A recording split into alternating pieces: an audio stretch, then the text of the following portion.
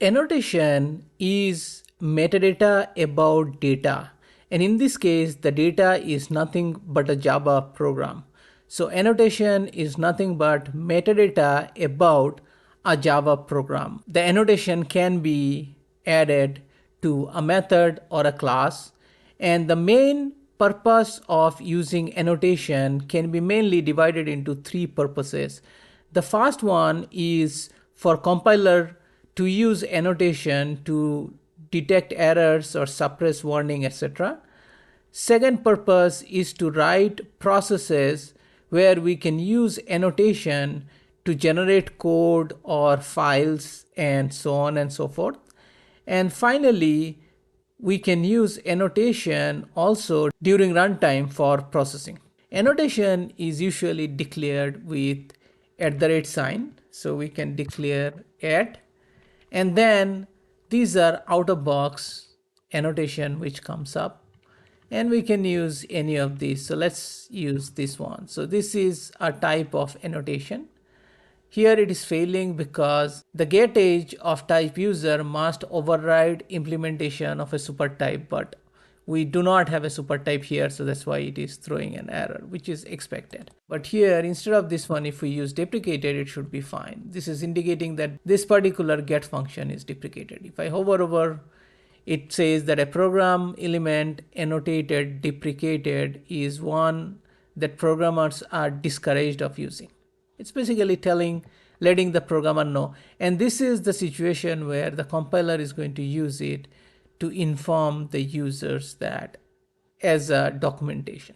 So this is how we can use. And as I mentioned, annotation can be used for functions as well as classes. So here also we can use an annotation. And you can see here already the Visual Studio Code is already showing it striked out, as in this both user and get age is deprecated, but here this one is fine. So this tool is already using annotation to give us visual cue. Annotation, on the other hand, can also have some properties. Now deprecated, as you can see, it has for removal and it's a boolean, so we can say true. And also it has since is a string, and we can pass something here, but we can just pass one. So any annotation can have attributes or properties which we can return.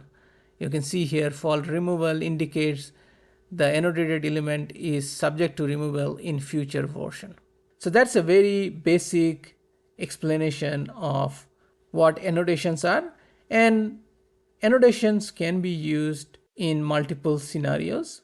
The annotation can be used during an object creation, during typecasting, in the implement clause, and also while throwing exception. These are few other usage of annotation apart from using with class and methods. Some of the predefined annotations, as I have shown one which is deprecated, the other one is override. Apart from that, we have things like suppress warning, which can be used for suppressing warnings. Functional interface is one, which is used for functional interface. And then apart from that, inherited is another annotation that can be used. And there are a few more. We can have multiple annotation for a single method or class. So for example, here, apart from deprecated, we can also have suppress warning.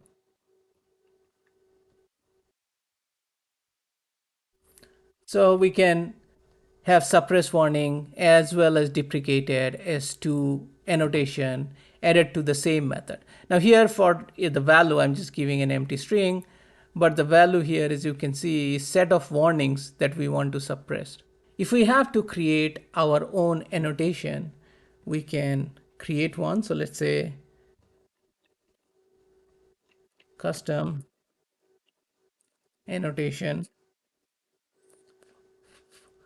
So here what we can do is we can do it like @interface custom annotation. And if we do that, now here we can add @ custom annotation.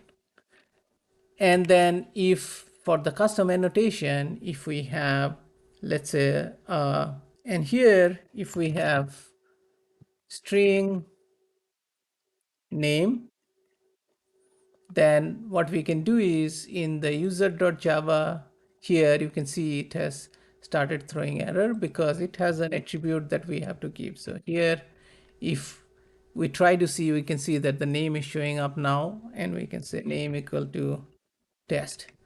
This is how we can accept custom attributes to a custom annotation.